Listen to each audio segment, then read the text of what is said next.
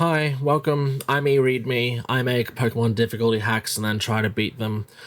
I am just about to start making I have started making a hack of Pokemon Sword, a difficulty hack, and I thought it'd be fun to walk you through each of the bosses in the game, so the gym leaders, the rivals, that sort of thing, and kind of discuss what I've decided to give them for their team members and why I came to that conclusion, that sort of thing. Okay, so that's what this is. So we're going through Milo today. Milo has 6 Pokemon on his team.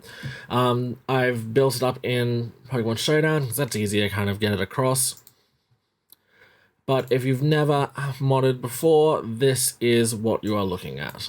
Okay, this is what you want to see. This is essentially the trainer editor for Pokemon Sword and Shield. I've given it to Hop in the second battle. Just so he can help us demonstrate the team in action without me having to get through the game to reach Milo. So as you can see, there's all sorts of things you can edit here. You can give the trainer up to 4 items. You can give the trainer a different AI level, things like that. You can change it from single to double.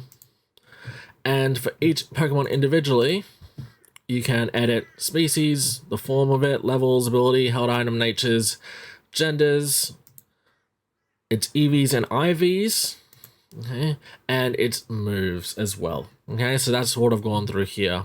Okay, and I just wanted to go through for Milo, and I'm going to be going through all the other bosses as well, why I chose this team. Okay, but I'm doing it in Showdown because Showdown's easier. So, first Pokemon is Flapple. Okay, now I really needed something from the Applin family. If you look at Milo's team here on Bulbapedia, he uses lots of Flapples and Appletons. Okay, a Gigantamax is a Flapple and Appleton. They are a decent staple of his team, so I really wanted to have one of them. I didn't want to have both, because I thought it was pretty dangerous having 2 Grass Dragon Pokemon on the team. And I decided to go with Flapple in the end, because I also felt like having Theraphorn, and I thought they complemented each other well, and I didn't want to have 2 walls. So I started off with a Flapple. Like I said, next I went Therathorn. Okay. A Grass Steel type, it complements the Flapple really, really well. Okay, and also it's really fun to have such a fantastic defensive wall in it. It's it resists everything that's not a fire attack. It's really great. I really love Ferrothorn. It's one of my favorites. Next on the list we have Ludicolo, as you can see down here. Now Ludicolo, it's a grass team. It needs an answer to fire types, and that's Ludicolo. Okay. It's also a Pokemon that Milo uses a lot. As you can see here, he often uses a Ludicolo and a Shiftry a lot of the time, so it makes some sense to have him in the team. Okay. Next Pokemon is one that also he uses a fair bit, and that is Cherum. Okay, now Cherum is our de facto fire type.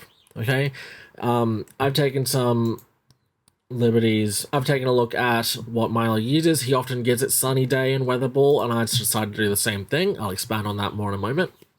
Okay. But it's our de facto fire type here. Okay, I've just decided to make a default straight to the Sunny form. Okay, and because it has a different ability rather than its normal one, it'll be stuck in that form for the entire battle. Anyway, I'll explain that more in a moment. Next Pokemon is Dubwool.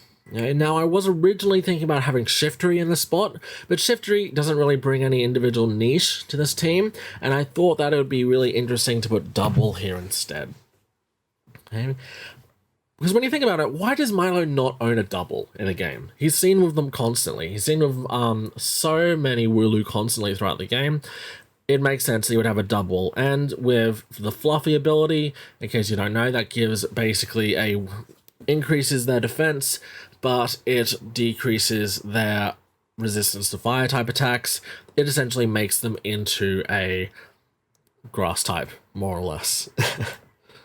And last but not least, Venusaur Gmax. So Venusaur is going to be his Gigantamax form.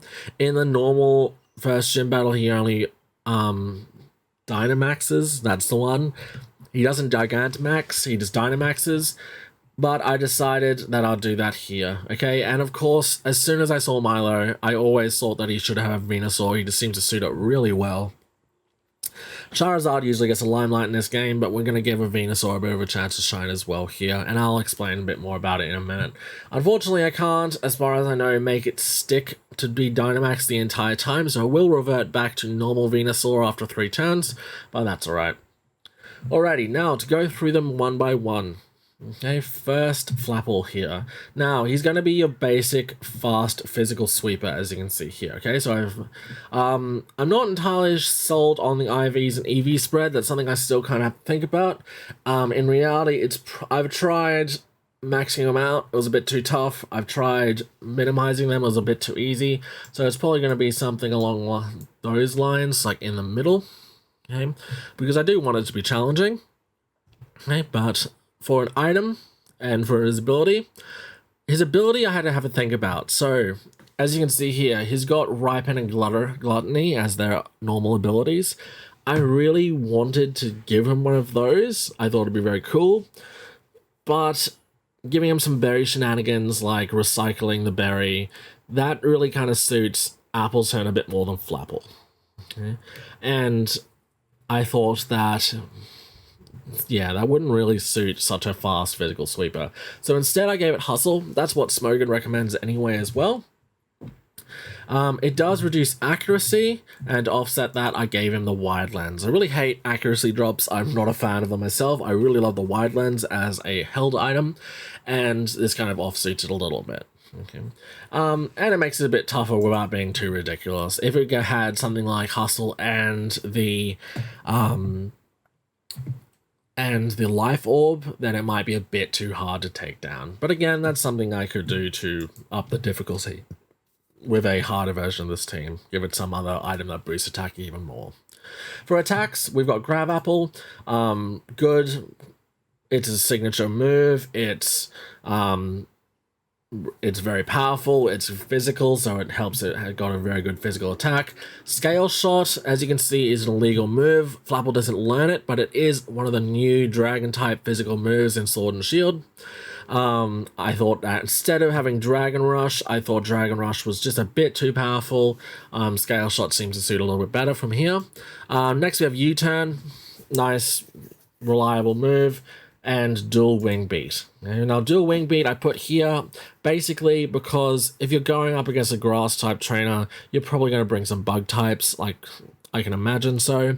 And it's pretty likely you'll send them out first. Dual Wing Beat's here to kind of get rid of those. Okay, so really easily kind of destroy any bug types you send out straight away. Okay, and I think that's all for Flapple. Next on the list is Ferrothorn.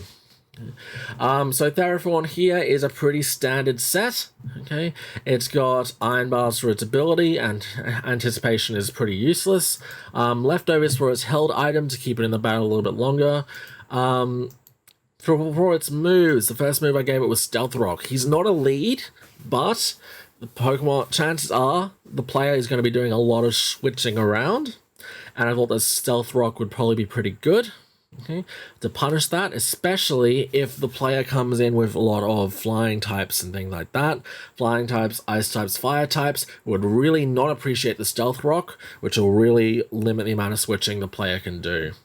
Iron Head, of course, just a really high accuracy, high power move. I went with Iron Head over the Gyro Ball because at this stage in the game, I'm not sure whether the player will have a lot of access to those really powerful, slower Pokemon. So I don't think that the speed will be that big of a difference. Not slower, I mean faster. Multiple power... start again. At this stage in the game, I gave it Iron Head and not Gyro Ball, because at this stage in the game, I don't know if the player will have those very fast, fully evolved Pokemon yet. And therefore, Gyro Ball might not be as powerful as an Iron Head in this case, because we're probably still using middle evolutions and things like that. Anyway, that's why I went with Iron Head. Could be wrong, that's fine. Next one, Power Whip, standard choice, super powerful grass type move. Body Press is one of those awesome new moves. I'm not sure if it is new this generation or whether I just noticed it this generation. But 80 power and uses the defense stat as the attack in damage calculation. Fantastic for a wall, super awesome, really exciting, so it was an easy choice there. And obviously with his EV and IV distribution, I'm going to max out defense as much as I can, max out HP as much as I can. Again, this might not be all the way maxed out, just to give the player a little bit more of a bonus. Typically in these games, they'll have 15 IVs as opposed to 31 at this stage of the game. But yeah, so I'll probably have him in the middle there just to make it a little bit easier.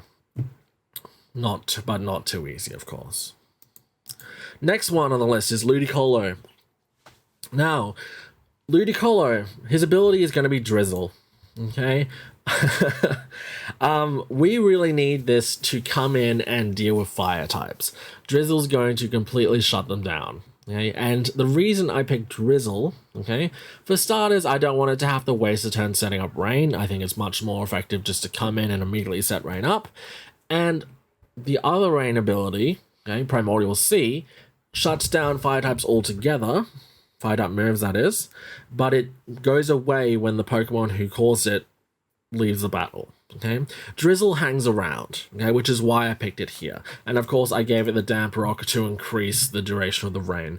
So even if Ludicolo is quickly wiped out or swaps out again, there is a decent chance that the rain will stay around for a few more turns and provide some cover to the other Pokemon, which I think will be really good. For its moves, Weather Ball is its main water type attack. Obviously it's going to be water type because of the rain. It's the most powerful water type move I think he has access to, other than things like Hydro Pump, but I figured that was I think that was pretty good. 100 power, perfect accuracy. I think that was a pretty good move. Giga Drain, often these Ludicolo have Giga Drain. I think Milo's does as well. No, that's Seeds Bomb. That's alright. Giga Drain really helps with recovery, keeps it in the battle longer, and Ice Beam, pretty standard type there. I did not give it a 4th slot. I really don't want it to waste turns of the rain. So things like Fake Out would really only serve to waste turns of rain, where I could be instead firing off really powerful weather balls. Yeah.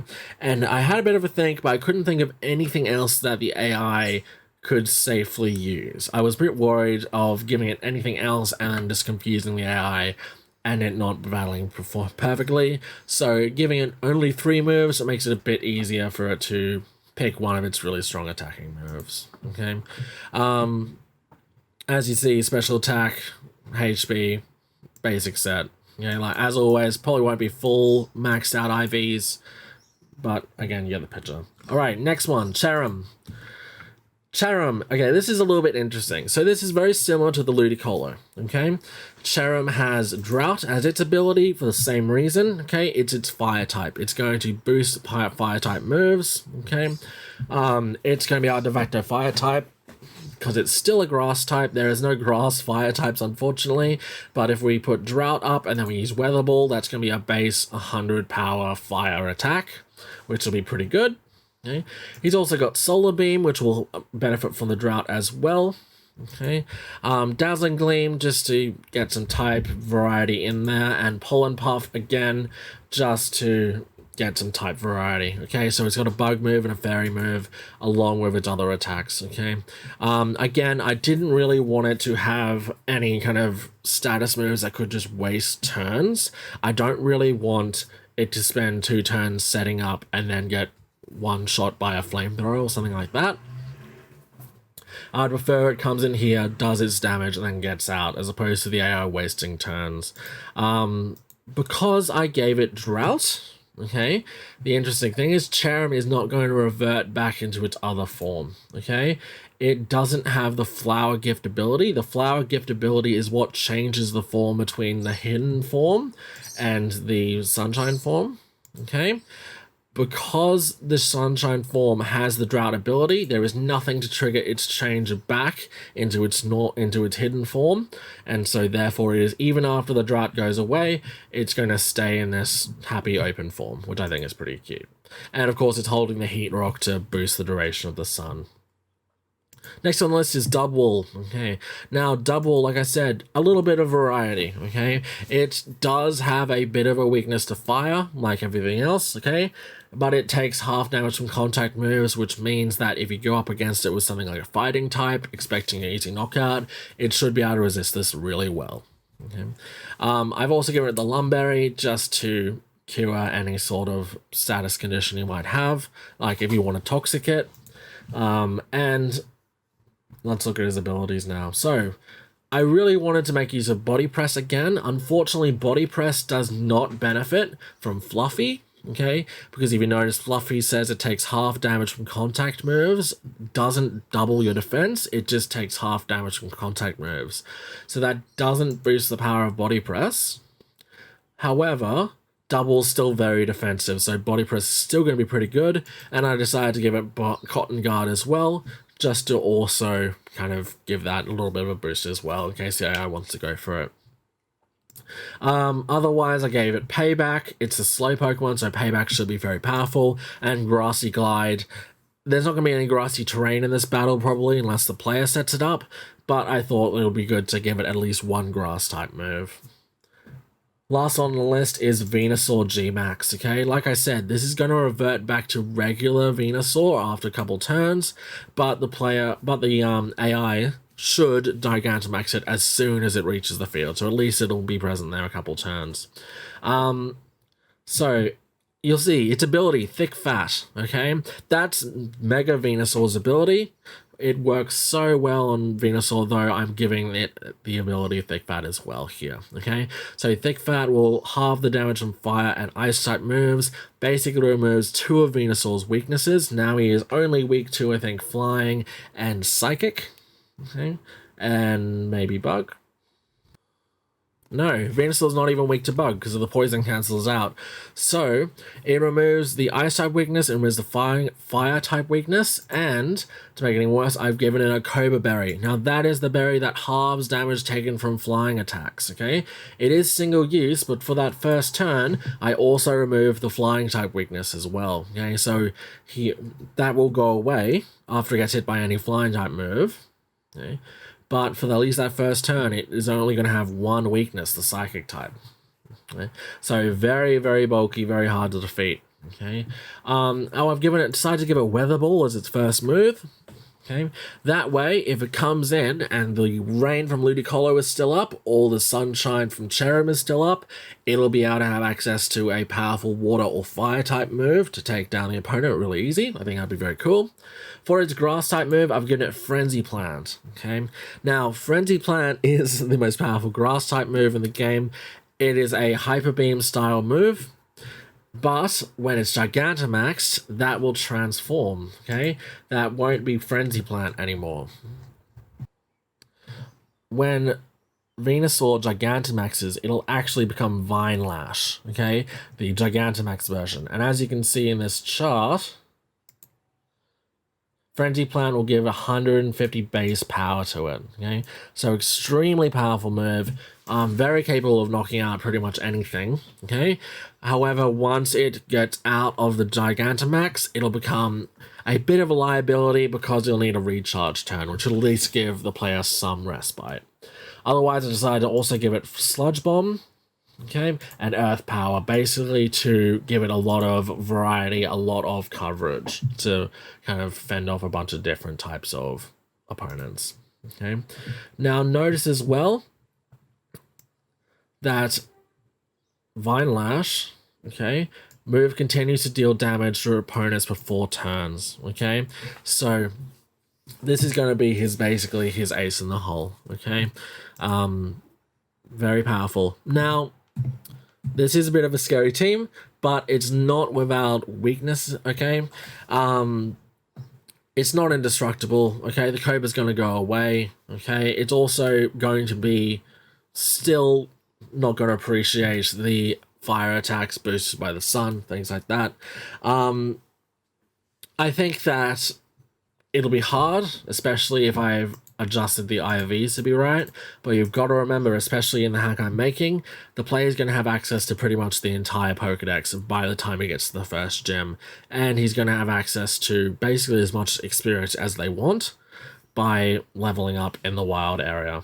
Okay, now you'll notice, and you'll see on the side there where the video has been playing as well, that their level has all been level 30. Okay, now the reason I have set them all to level 30 is essentially actually to make it easier on the player. Okay, level 30, it gives the player a chance to evolve some more Pokemon. Okay, a lot of Pokemon have reached their second or third stage by level 30, which will give them a chance to have a bit better Pokemon, a bit better moves, and a bit better of a chance. If I had like set it to level 20 or so, then the player would have not as much access to different moves and not as much variety in what they can do.